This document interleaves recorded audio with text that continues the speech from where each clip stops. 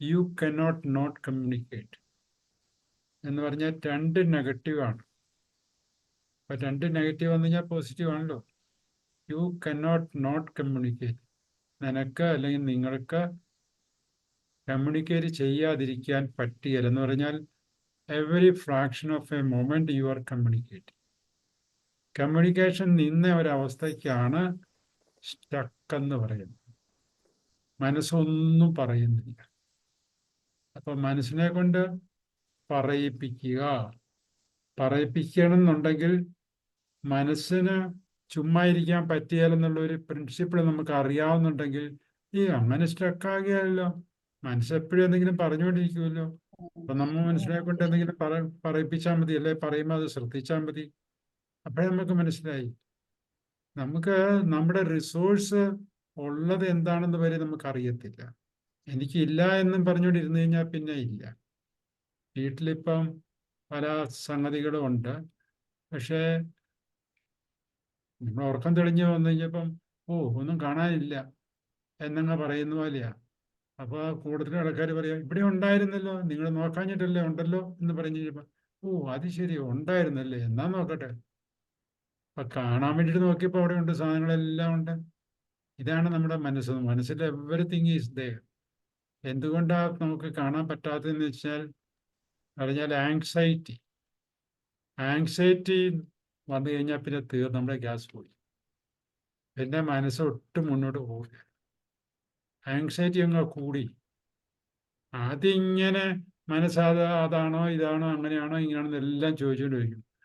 എന്നിട്ട് അതിൻ്റെ ഉത്തരം കിട്ടാതെ വന്നു കഴിയുമ്പോഴത്തേക്കും ഈ thought itself will solve you. പിന്നെ നമുക്ക് ഒരു ചിന്തയും വരികയില്ല. ആങ്സൈറ്റി മൂത്ത് കഴിഞ്ഞാൽ മനസ്സ് ഡെഡായി. അപ്പം നമുക്കിങ്ങനെ ഒരു ഇൻസ്ട്രക്ഷൻ ബുക്ക് ഉണ്ടെങ്കിൽ അത് തുറന്നു നോക്കുക. യു കനോട്ട് നോട്ട് കമ്മ്യൂണിക്കേറ്റ് എന്ന് എഴുതി വെച്ചിട്ടുണ്ടല്ലോ. അപ്പൊ പിന്നെ എന്നാ ആങ്സൈറ്റി വന്നു കഴിഞ്ഞാലും അവനെ നമ്മൾ മിണ്ടിപ്പിക്കാവല്ലോ, സംസാരിപ്പിക്കാവല്ലോ എന്നിട്ട് പറഞ്ഞു. അപ്പോ എന്തായിരിക്കും അവനെ കൊണ്ട് എന്താ നമ്മൾ പറയിപ്പിക്കണം പുള്ളിയെ കൊണ്ട്. കാരണം അതാണ് നമ്മുടെ ഒരു പവർ എന്ന് പറയുന്നത്. We can create any communication. അതാണ് അണ്ടർലൈങ് ഫാക്ടർ. റിയാലിറ്റി അതാണ്. നമുക്ക് ഒരു മനുഷ്യൻ എന്ന് പറഞ്ഞാൽ അവന് ഏത് തോട്ടും ക്രിയേറ്റ് ചെയ്യാനുള്ള കഴിവുണ്ട്. പക്ഷെ ആ കഴിവ് ഇല്ലാതെ പോകുന്നത് എന്തുകൊണ്ടാണെന്ന് ചോദിച്ചു കഴിഞ്ഞാൽ നമ്മുടെ വികാരം കയറി തകർത്തു, വികാരം മൂടിപ്പോയി. ആ വികാരത്തിന്റെ പുറത്ത് കടന്നു കഴിഞ്ഞാൽ സംസാരം തുടങ്ങും. ഏത് വികാരമാണ്? ആങ്സൈറ്റി വന്ന് മൂടി കഴിഞ്ഞപ്പോൾ പിന്നെ മനസ്സ് സംസാരിക്കില്ല. അപ്പോൾ ആങ്സൈറ്റി പോകാൻ വേണ്ടിയിട്ട് എന്ത് ചെയ്യാന്ന് വെച്ചാൽ മുള്ളിനെ മുള്ളുകൊണ്ട് എടുക്കണം എന്ന് പറഞ്ഞ പോലെ ആങ്സൈറ്റി കൊണ്ട് തന്നെ ഡീൽ ചെയ്യണം. എന്താണ് ആങ്സൈറ്റി? ആങ്സൈറ്റി എന്ന് പറഞ്ഞാൽ നമ്മളെ ബുദ്ധിമുട്ടിപ്പിക്കുന്ന ചോദ്യങ്ങൾ ചോദിച്ചുകൊണ്ടിരിക്കും. ആങ്സൈറ്റി ചോദിക്കുന്ന ചോദ്യത്തിന് വല്ല ഉത്തരം കൊടുക്കാൻ പറ്റുമോ?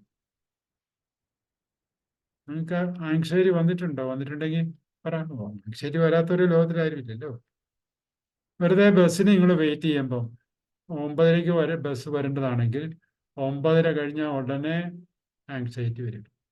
എന്തേ ബസ് വരാത്തതാണ്. അത് കഴിഞ്ഞ് കുറച്ച് കഴിയുമ്പോൾ അയ്യോ ഇനി ബസ് വരികേലേ,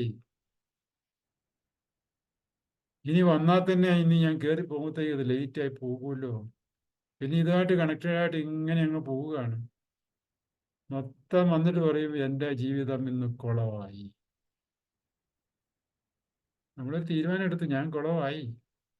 എന്നിട്ട് ഞാൻ ആ കുളമായിട്ടുള്ള അങ്ങോട്ട് വിഷ്വലൈസ് ചെയ്യും. ഞാൻ ഇല്ലാണ്ടാകും അവിടെ. ഇങ്ങനെയാണ് ഈ ആങ്സൈറ്റി വന്നിട്ട് കൊണ്ട്. അങ്ങനെ കുറച്ച് കഴിയുമ്പോഴത്തേക്കും നമ്മൾ ഡെഡാവും, മെൻ്റലി ഡെഡാവും. ഒരു ചിന്ത പിന്നെ ഇല്ല. ഞാനില്ല. ഞാനില്ലെന്ന് പറഞ്ഞാൽ എൻ്റെ മനസ്സില്ല, വർക്ക് തീർന്നു. അപ്പോഴും നമുക്കൊരു കൈപിടി എന്താണെന്ന് വെച്ചാൽ NLP ആണ്. എന്താണ് NLP? You cannot not communicate. എന്തിനാണ് മനസ്സിൽ നിന്നൊന്ന് നിനക്കൊരു തോന്നലുണ്ടായതിൻ്റെ പേരിൽ നീ അത് വിശ്വസിക്കുന്നത്? മനസ്സ് സംസാരിച്ചുകൊണ്ടിരിക്കും.